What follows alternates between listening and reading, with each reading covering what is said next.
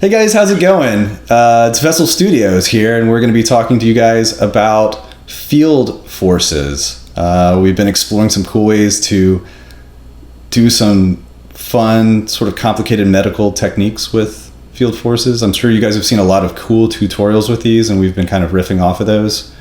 So you got the whole team here. We're going to be talking. I'm Thomas Brown. I'm creative director at Vessel. We've got Kelvin. Hey. Kelvin Lee, art director at Vessel Studios. Hey, I'm Mark, animator here at Vessel. Hey, I'm Amanda. I'm an animator at Vessel. We're medical artists, and we do animations, still imagery, interactivity, things like that for the pharmaceutical industry, the biotech industry. But we love Cinema 4D, and we've been using it for a long, long time. I've been using it for over 15 years. And we're always looking for these new features that stand out as something that's going to give us some new control that we've always wanted for scientific visualization. We've been referencing some tutorials, watching EJ's overview of field forces, watching Chris Smith and all the great stuff he's been demoing. And then we've been kind of going in, figuring out ways that we can control some of these features in field forces to get some really cool, complicated medical animation scenarios. And I always like to remind people, we're talking about medical art, but we're really just talking about shapes and structures and motions that you see in science. So, if you're into visual effects, or you're into architecture or character design, or anything that has these sort of structures or motions or simulations or things like that, these are features that will apply to you. So I think of it as we're medical artists, and so we're kind of finding a kind of crazy way to use the software and combine ideas, but it's kind of what everyone likes to do in Cinema 4D.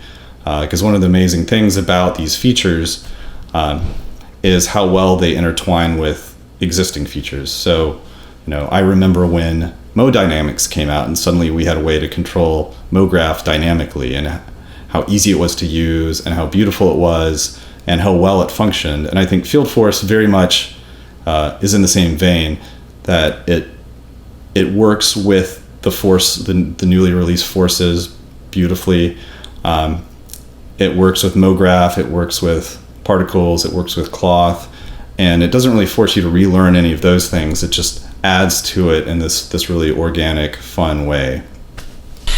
Yeah, so I was just going to say that I was in grad school just like last year, and I was always a lot more attracted to traditional art media, mostly because I was so intimidated by the software that 3D animators use. But honestly, as soon as I started learning cinema, and just like what Thomas was saying, that it was so intuitive to use all of its features and everything. And I was kind of blown away at how quickly you could make really complicated ideas come to life. And especially with the microscopic world that our field so often gets asked to describe. And I think that the field forces is just another way that it's making our lives a lot easier. And I think, out of all of our tutorials we're going to show, I don't think anybody's going to use a keyframe in sight. And so it's just really intuitive, and really excited to show it to you guys. I think one of the biggest features that I've been enjoying is the ability to attract objects to a surface of an object, and being able to finally direct particles or dynamic bodies through and over complicated structures.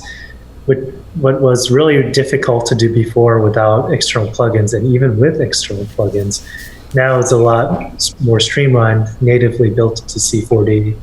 And it's a very powerful tool that I think is great for everybody's toolbox. Yeah, one of the things I love about C4D, and this is certainly not specific to just medical animators, is that it allows you to reproduce complex mechanisms and concepts that are found in nature using out-of-the-box simple setups, and usually in a really convincing way. So, and Field Forces is no exception to that. So I'm really enjoying playing around with it. The amount of control you have with it is like, it has this like feel of a real like simulation, but you have really fine-tuned control over it. So it's just super art directable, and I think that's what everybody wants. They want it to look like a simulation, but control exactly what it's doing. And this gets pretty close in certain situations. Yep. All right. Okay, guys, you want to jump in? Let's make some stuff. So we got a lot of cool stuff to show you guys. I'm going to get started and show you guys 2 little builds, and then we're going to go on to Amanda and Mark and Kelvin. Really excited to share this stuff with you guys. Been a lot of fun exploring these new techniques, so let's jump in. Hey guys, so the first thing I'm going to show you is how to make this cool branching effect where the branching gets smaller and smaller as we go along. It's kind of fractal branching, and it's based off of a tutorial that EJ did. EJ, a great Cinema 4D artist, did on field forces. And here he's using a field force to drive this emitter and using a random field in the field force to create this sort of cool, clumpy noise effect, turbulence effect. Really what I wanted to do is figure out a way to have random fields of different scales take effect at different points along this flow. So it's very, very simple to set up. So we have our current random field here, and it's got a large scale, about 1,000, and we just want to create another one with a smaller scale, let's say 300%, and then we go ahead and mix that. And we want a way to actually have it only come into place here. I'd actually like to use a fall off field to make this random field come into effect at this certain point. So we'll create this linear field. And then what we can do, this is really slick. Well, first let's orient the linear field and get it kind of positioned where we want the new random scale to take effect. But we can use this linear field as a mask to the random field. And there's a very handy little button here that gives us a mask sublayer. And then we can just grab the linear field and drag it into that mask. And our random field will take place, it will begin working based on where that linear field is positioned. And I actually like to set the blending mode here just to normal so we kind of get the full effect of this random field. And we immediately get this really beautiful change in scale, which really evokes so many patterns in nature. And of course, the fact that it's growing and branching and animated is really, really fun. So let's make another one at a lower scale. So we'll go through the same process, create another random field. This one we'll just leave at 100% scale. And then same idea, create a linear field, create a mask for the random field, and put the linear field beneath the mask. And then we just need to reorient the linear field, and we'll just drag it over here to the far side of this little flow. And again, we'll set the mixing to normal so we can really see this effect. And then we get this really beautiful change in the random scale or the noise scale over the time of the particle flow. So we've got a little volume builder mesher here already set up, and our emitters in a tracer. We can just turn all that on and see how beautifully this gets skinned. Of course, there's a lot of fun things you can do with making this volume mesher grow or adding materials to it this way. Another thing we can do is add a spherical field. I already have one here. So I'm just gonna add it to my object list in the field force and set the blending to subtract, so we sort of push the particles away. And this is a nice way to just see how you can start sort of sculpting these flows. You'll see how this will push our little emitter flow around the spherical field, and we start getting some interesting shapes. Turn our volume builder and mesher back on, and the combination of the fractaling random fields and the spherical field gives us this really beautiful, elegant solution to creating some pretty complex geometry very quickly. All right, so the next thing I'm going to show you guys is how to use field force to make objects act as attractors to give their surface actual attraction. This is also based off of one of EJ's tutorials, but an idea that I think is so important to medical art and such a huge update to Cinema 4D that I kind of wanted to delve into it a little bit deeper and show some fun setups with it. So we've got a little setup with a cloner. We've got some tracer tails on these guys to give them some life. And then we've got this cell that is within the field force, so it's acting as an attractor. And then I can move this spherical field around, and I can start to move these objects around and suddenly kind of create this drama, this little story, just by this simple dynamic setup and manipulating where these forces go. And I love very simple, playful setups like this that balance between simulation and the ability to direct them. So let's take a look at another file. In this one, we have a similar setup. We've got a cloner and a cell that is also acting as an attractor, and we have some fall off on it, so it kind of catches and releases these particles. And you can see they get really pulled onto the surface and into all these crevices. It's a really beautiful effect, and you can see that the attraction is much more accurate now that it's happening actually on the surface of the object as opposed to in some central point dictated by an attractor. So let's take a look at this big weird tube we have undulating here, kind of having peristalsis moving across the screen. And let's add a field force. Let's make this an attractor also, where its surface is an attractor using a field force. And it's a really simple setup to get there. So first thing we need to do is just create another field force. So we go under simulate forces and grab another field force. And then we just want to drag our tube under the object tab of the field force. And that's going to create a point object field layer. And we just have to do a couple things under direction, just change this to no remap. And let's hide this box. We won't get in depth into why we do all that. There's lots of tutorials that cover that. And then one last thing I need to do is under my cloner dynamics, I like to use include force mode to keep things organized. So I just want to make sure I drag that field force into that force mode tab as well. And now I need to make a couple more changes under velocity type. Let's set this to set absolute velocity. And when we click play now, we'll see all the particles get pushed away from this tube. So the tube does have force now. We just need to set the strength of that force to a negative value, and then we'll get an attractive force to the tube. And you can see it's certainly attracting to the surface, not to just one single point. And it's a pretty cool, beautiful effect. So let's add some more control. Let's add some fall off to our field force and add a couple spherical fields. And we'll move those around and scale them a little bit.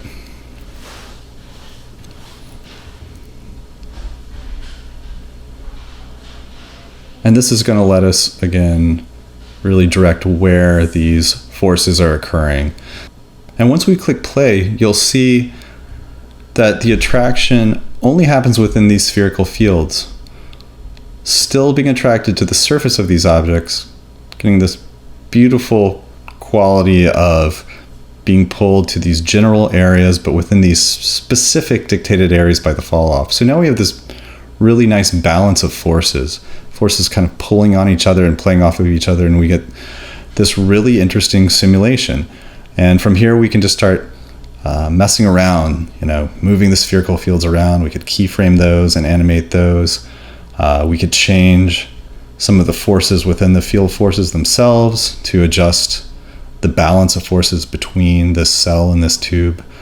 But we definitely get a little story happening here, a little play on objects and particles in this higher level way than we've seen before with dynamics and attractors in Cinema 4D. So a lot of fun to play with. And Amanda takes this technique and takes it a few steps further. So I'm going to jump off and let her show you some cool stuff. In this scene, we're going to use field forces to navigate a group of particles representing a targeted drug therapy through a stream of red blood cells and attach to the tumor cells using a similar method that Thomas just talked about. So in this setup, we have our red blood cells cloned along the spline, 3 tumor cells being controlled by a vibrating tag, and a group of objects set up with another cloner that represent our drug. And then everything is equipped with the dynamics tag so they can all interact with each other. So we're going to use field forces to navigate these particles through the red blood cell stream and target and attach to these tumor cells. So in our field force, we're going to drag in the same spline the red blood cells are cloned to into the field force. Right away, we see some force lines show up in the field, and if we increase the strength of this force, we can see them increase as well, representing a greater force field. So if we go down to the spline force direction mode, it is set to along, which means the force will be pulling along the spline. There is also a radius mode, which means the force will be directed towards the spline.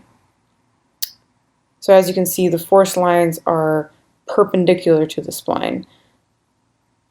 But we want our particles to flow along the bloodstream, so we will keep the default along mode.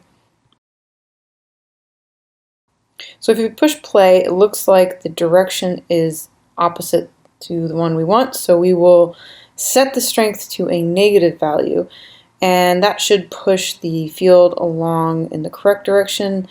And it looks like it's got a bit of a gradient here, so I'm going to go to the remapping and increase the value, and that will give our stream a bit more of a consistent flow. And so the remapping is one way you can kind of have a bit of control over the field force. Another way to control the field is through the mask layer. So we can create a mask layer and then drag the same spline in, but this time we will set the distance mode to radius, and this way the field force will mask out everything except the radius we set. So this is another way to get more control over how our particles move along the spline. So now if we push play, we can see the particles flowing along our field. So now we need to direct the particles to these tumor cells. And we can do this by making the tumor cell objects themselves a part of the force field. So we can just drag them into the field force. And then we can set its mode to surface, which means the particles will be drawn to the entire surface of the objects. We can then adjust the radius of influence this object has. So now when we push play, as soon as the particles encounter the tumor cell's force, it's drawn towards it. So now we need to get our other tumors to attract the rest of these particles. So we drag in each object into the field, and then we can adjust each individual's parameters. So there's a lot of control we have here as well. Our other tumors attract the particles as well. So we drag in each object into the field force, and then here we can adjust each of their parameters individually. So we have lots of fine-tuning and control with each object that we drag into our field force. So we're going to adjust the radius of each tumor's field force, and for tumor 3 we'll really increase its radius so none of the particles escape. So as we hit play, the particles are rushing past the red blood cells, and as soon as they encounter the field force surrounding each tumor, they are drawn towards its surface. So flowing along the spline and then getting attracted to those tumor cells. So this can really represent a targeted drug therapy that ignores healthy cells but then seeks out to destroy the foreign tumor cells. So we can also use multiple field forces for even greater control. Here we have 2 field forces. This one includes the spline and then tumor 1 and 2, and then this field force has a spline and is only attracting particle towards tumor 3. We can then tell each set of particles to exclude one or the other field forces in their dynamics tab. When we push play, we see the light blue particles target cells 1 and 2, and then the dark blue are rushing straight past towards tumor cell 3.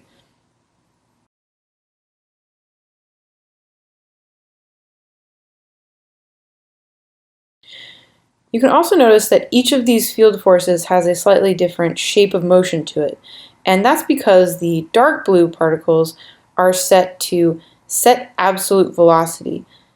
This means they will work through the field force at the same rate that we set here, whereas the light blue particles are set to add velocity, which means their velocity will be influenced more by their position in the field. And so it gives them this less direct route. So as you can see, there are so many different ways you can art direct these field forces. Before, you'd have to set up individual splines to go to each tumor, but here you just have to set up one simple system, and it has all the dynamic qualities of a simulation, but all the control of a keyframed animation. Using these same concepts, we can also direct particle emitters with the spline field force to get these really organic, gooey, tendril-like forms.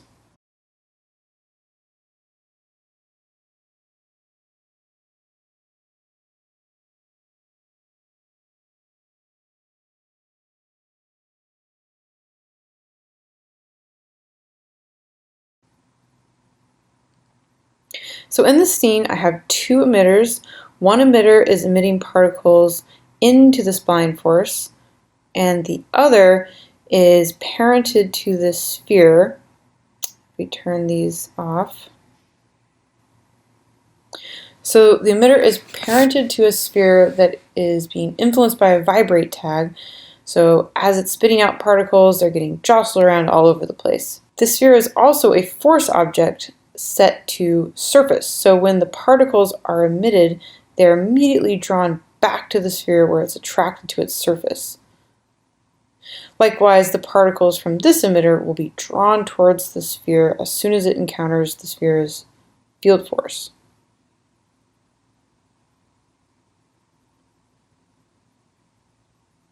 So now you can throw these emitters into a volume builder and create a mesh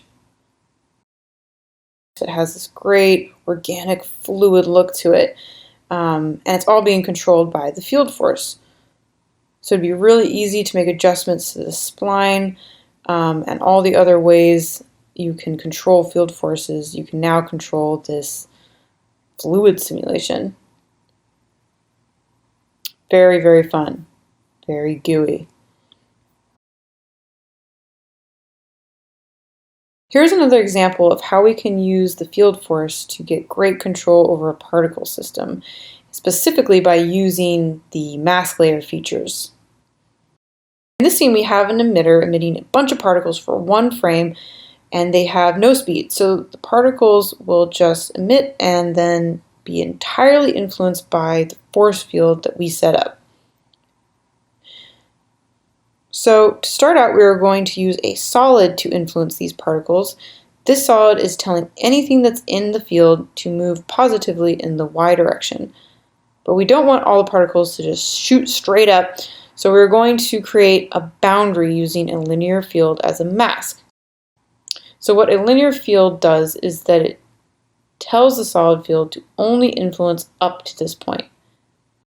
So if any of the particles get knocked downward, they will immediately be brought back up, and this sort of mimics a floor or like the surface of water. So then we're going to create a second solid field, but this time we're going to mask it using an object. So wherever this field created by the sphere encounters the particles, they will in a sense be activated to move upwards. So if you turn on the layer, you can see that the upward force is masked out by the radius of this object, which is pushing upwards in the positive y value.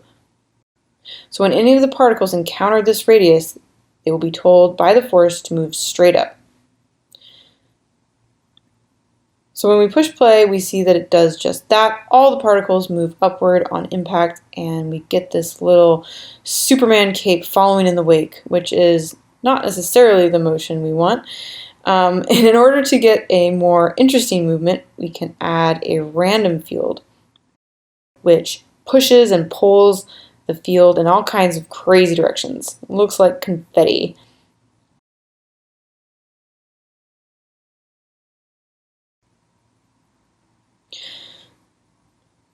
So when we push play, the particles are influenced right away and start scattering all over.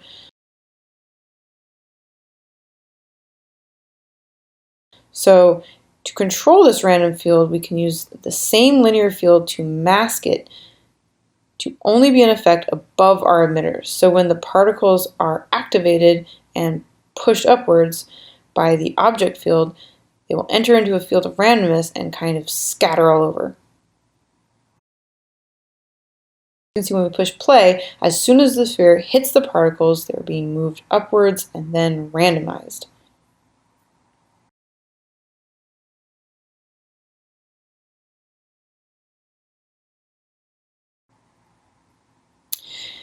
And then what's even more fun is that you can pull the object as a force in itself, and it will interact with the particles much more specifically.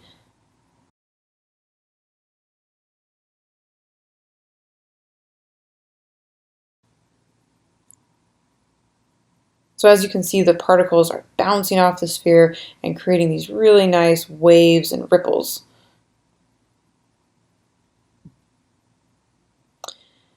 And you also have a bit more control on this by adjusting the radius of the object. So if we increase the radius, we get this different effect, giving it these wider ripples. So really cool. So a lot of really fun control you can have over these systems. We can even invert the force's direction and make the guy suck up the particles like some kind of globby vacuum cleaner. So a lot of really fun ways you can finesse this animation, get a lot of cool effects. And then just to reiterate how cool the surface mode is on the object force, when you do have a more interesting shape, the particles really respond to all the nuances of the object. So you can see the particles are swirling around, getting trapped into all the little pockets and crevices of this cell. So again, field forces give you an amazing amount of control and art direction and lets you create these super fun organic setups that are really very simple to achieve. Okay, so I'm going to pass it off to Mark, who's going to demo another awesome way to use these field forces. Hey everyone, I'm going to be covering a process called apoptosis. This is when an infected cell self-destructs and disassembles into these little fragments called blebs. So we're going to look at how we can easily reproduce this sort of destructive bubbling effect.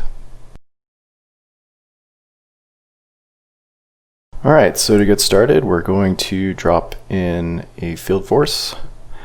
And I'm going to try to keep this as simple as possible, just use as much of the standard out of the box settings as I can. So let's get started. We're going to add a random field. And we're going to keep the noise purlin. Going to increase the scale a little bit. Then under display, going to increase the line density and also the displayed length, just so I can visually see what the noise is going to be doing, how it's going to be acting.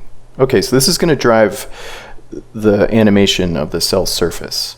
And to build that cell surface, we're going to use a MoGraph setup. Grabbed a sphere here, reduce the radius a little bit, increase the segments. Then I'll grab my cloner, just duplicate this sphere here, and I'm just going to rename this sphere surface. These are going to be the small little spheres that are going to be on the surface of this larger sphere. So I want to reduce the radius in the segments on these. And change that to object mode. Sphere in here. And vertex distribution. There we go. Great.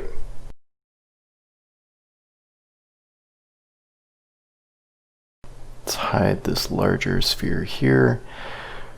And if we come down here and press play, nothing happens, but that's okay. All we have to do is add a little dynamics to the smaller clone spheres. So I'll add my rigid body dynamics tag. And the first thing I want to do is go into project settings, and I want to zero out the gravity because I don't want any other forces acting on these little spheres other than the field force. So if we press play, right off the bat, we've got some really nice kind of viscous fluid effects and some agglutination as well, where these little spheres are clumping together as they move through the field force. And I think an important takeaway at this point is that while this effect can certainly be produced using other methods, such as particle systems and other force effectors, the field force is a wonderfully simple and elegant solution. Okay, so we've got the cell surface. What if we want to show some structures inside, like the nucleus? We can do that. So I'll just copy this sphere here, rename this nucleus.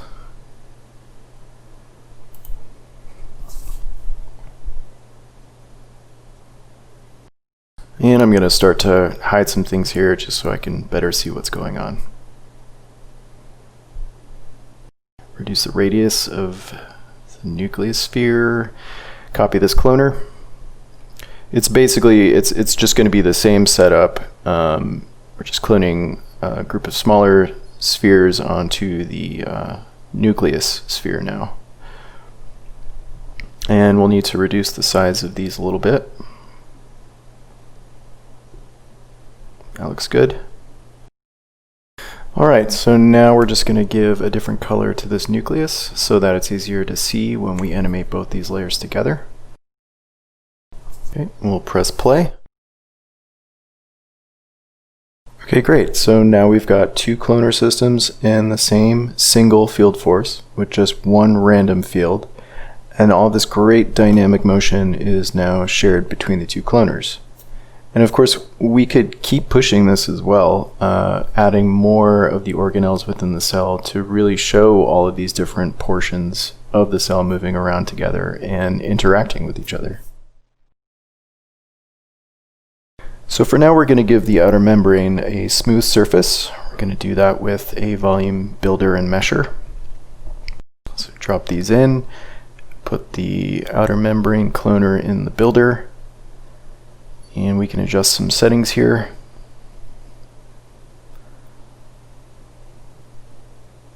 Increase the voxel range.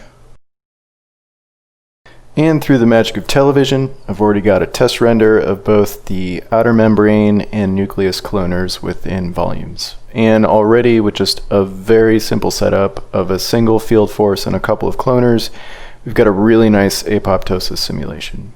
And you know, speaking from an artist's perspective, being able to set this up so quickly is really, really important. Whenever I'm tasked with building a scene that involves heavy dynamics or I need to produce a fluid-like environment, I know that I'm going to be able to use the toolkits in C4D to get that initial sketch of an idea down quickly and efficiently. So that is a quick tutorial on how to build cell apoptosis using force fields. Thanks for watching, everyone. I think Kelvin is next up. Take it away, Kelvin. Hi, this is Kelvin Lee from Vessel Studios. Today I'm going to be showing how to use field forces to create an organic simulation of cells moving across a surface. My inspiration for this was osteoclasts. These are cells within bone tissue that help remodel bone.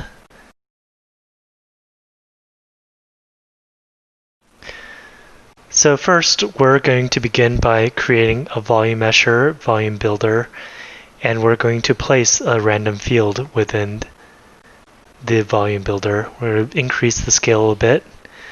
we're going to decrease the voxel size to add a little bit more detail. And then we're going to smooth the surface just enough so we have a nice even surface area for the cells to roll across. Next, we're going to create a sphere and place it in a cloner. We're going to scale down the size.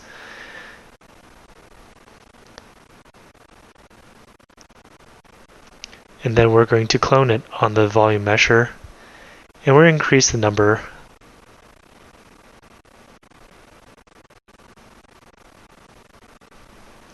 We're going to offset the positioning in the z-axis so the cells don't clip into the volume mesher, and a rigid body to the cloner object. We're going to add a collider body to the volume mesher. We set the gravity to 0 because we don't want the cells to fall down. And we can see that the cells are pushing out from the surface from just slight collision. We're adding a field force to volume mesher in a negative direction. So we're going to attract these cells towards the volume mesher.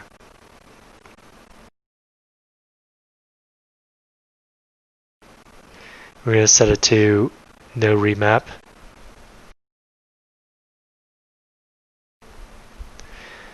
We see these cells are moving over the surface of the bone. But what we want is to have them have more of a swarm-like effect, and we're going to adjust the display lengths down so we can see a little bit better.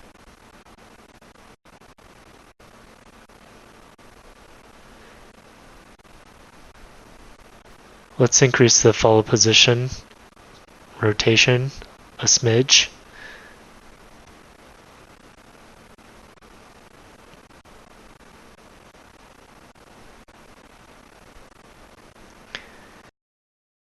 We're going to create a radial field.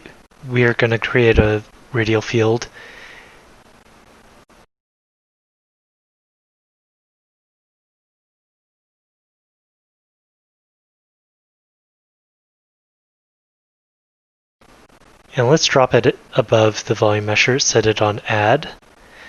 And this should start spinning the cells around the surface. We want something a little bit more swarmy over the surface.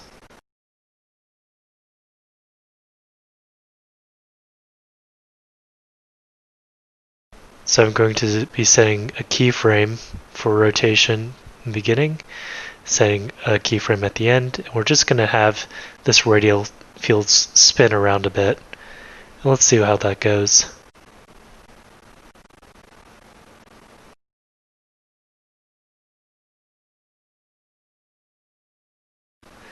Now the motion's a little bit more interesting.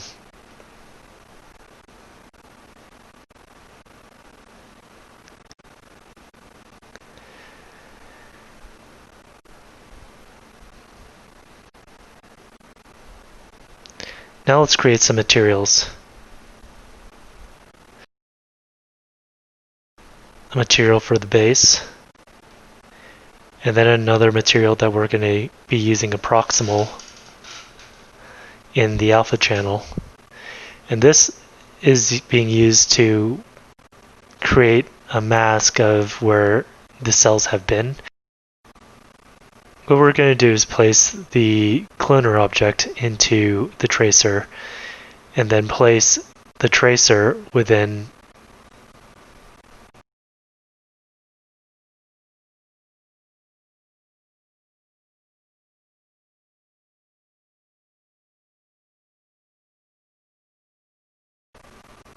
and then we're going to place the tracer within the proximal. Place the base material to the left of the proximal material, since Cinema 4D reads materials from right to left.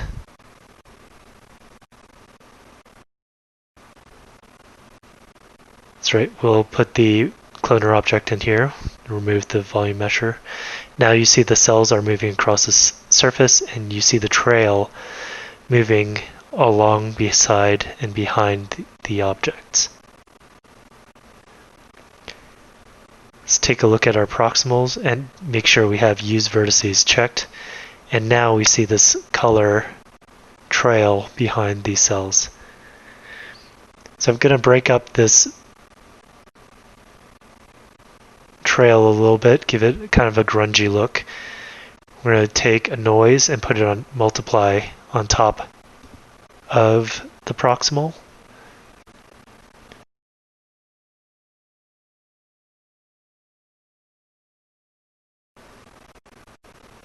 And make sure to go back and uncheck image alpha.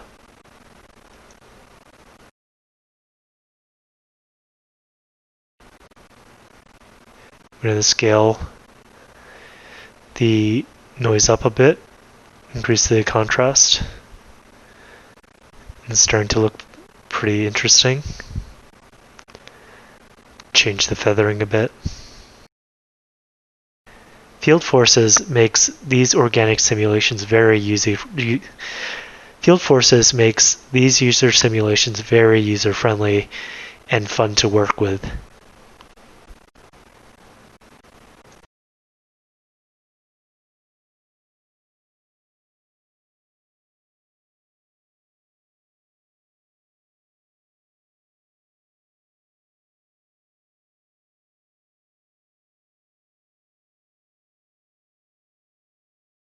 In this tutorial, I'll be showing how to use field forces to move dynamic objects through capillaries that branch and then rejoin. Getting blood cells to move dynamically through branching capillaries has always been a challenge. Here's a simple scene that I've set up. Inside there's a spline flowing one side to the other, and there's branching. I've made sure that the splines are all flowing in the same direction. We're going to use a volume measure to create an exterior shell, and we've cached it to reduce the memory overhead.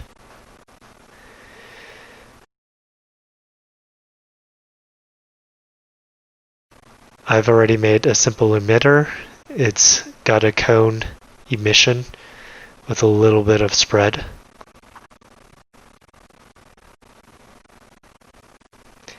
And we'll set the birth rate to 12. Give a little bit of random speed and rotation. Create a field force. Place the spline inside.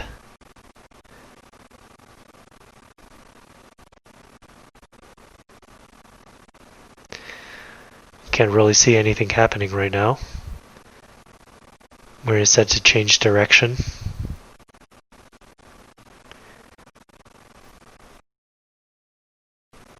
Then we're going to set to no remap in the length.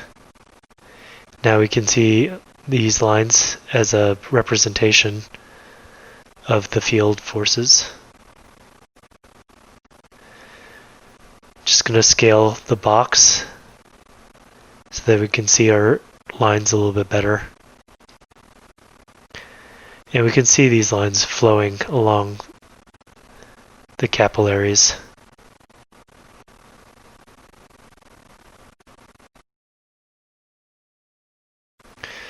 Right here we see it, the particles going in the wrong direction.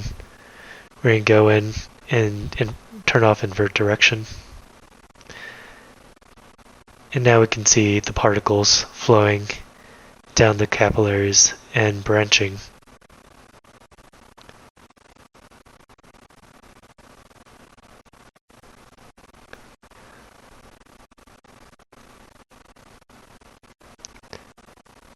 So we're going to drop our red blood cell in the emitter, and this is just a squish sphere.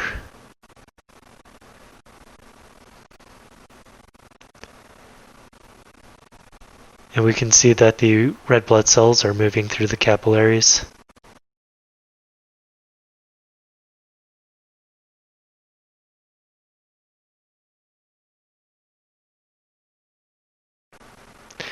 However, we get up close and we can see some of these red blood cells are clipping into each other, and they aren't really dynamic.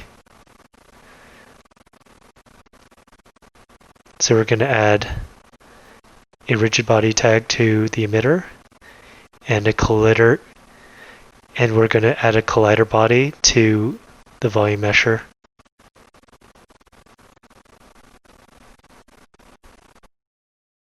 We're going to set the bounce, friction, and collision noise to 0 for both, because we want the red blood cells to slide and flow through these capillaries without getting snagged up. We're going to increase the follow position rotation, and we're going to increase linear and angular dampening.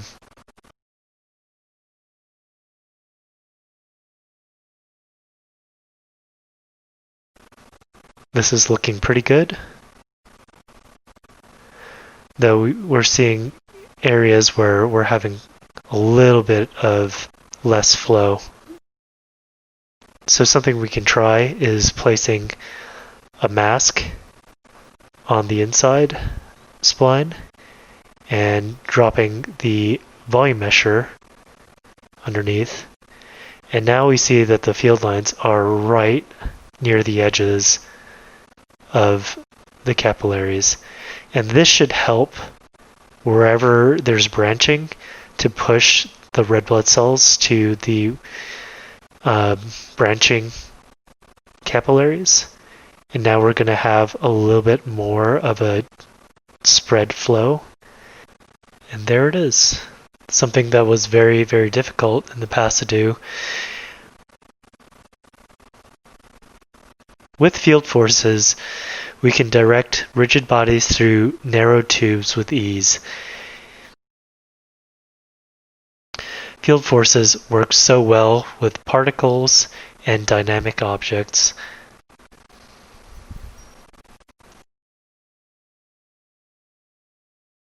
Thanks for watching. Thanks, Maxon. Thanks, SIGGRAPH. I hope you enjoyed this presentation on field forces with Vessel Studios. Thank you, and bye. Thanks, guys. Thank you. Thanks, everyone. Bye.